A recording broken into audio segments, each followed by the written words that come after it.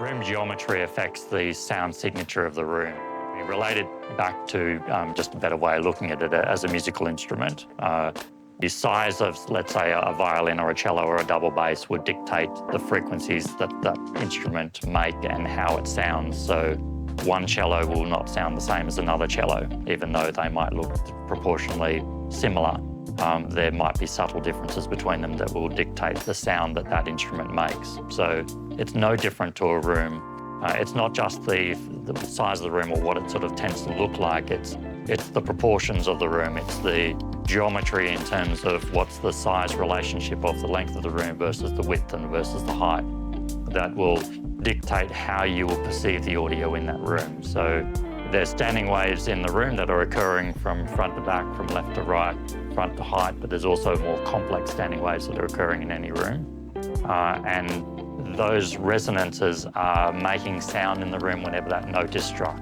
So if I hit a particular note in this room, the standing wave for the direction that I'm referring to would accentuate that note.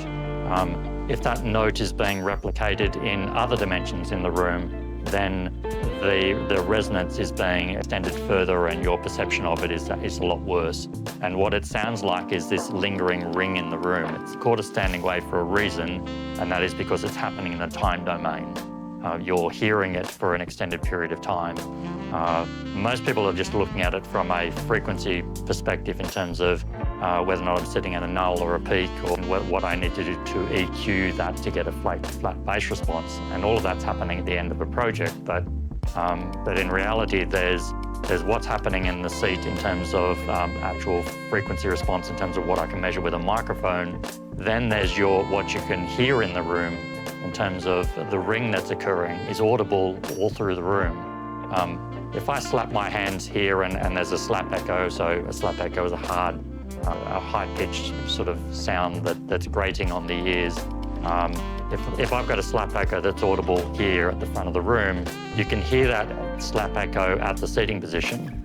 Same with if I'm playing a note in this room and a resonance is struck in the room, it doesn't matter where that resonance occurs, it's audible all through the room. Now I've done this for lectures where I've had sort of 20, 30 people in a room, and everybody's sitting in different points in the room. And when I've demonstrated a standing wave or demonstrated how to cancel a standing wave, as that standing wave exists or doesn't exist in the room, often everybody in the room is reacting.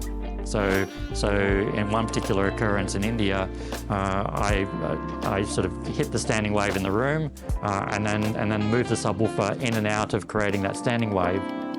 And what I was trying to do was work out where the exact position to drive that standing wave and cancel it was occurring. And as I was going in and out of that position, everybody in the room was going, yep, that's it. No, that's it, it's gone. No, it's back again. So even though every person in the room would have been perceiving that standing wave as a different level of sound at their seating position, the standing wave itself was audible to everybody in the room. That concept is not understood in our industry a lot. That lingering of sound that occurs in the room is not just for bass response, it's for the response of all of the speakers in the room. And it dictates the end sound quality of the room.